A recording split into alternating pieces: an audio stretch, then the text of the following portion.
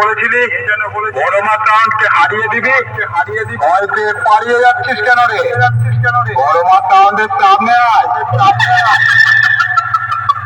দেখি তোদের কতটা অকাত হয়েছে। আমি বড় মা কাউন্ট বলছি রে। আয় আয়, বুকে সাহস থাকে, সামনে গিয়ে আয়, চিটতে ঢুকবো।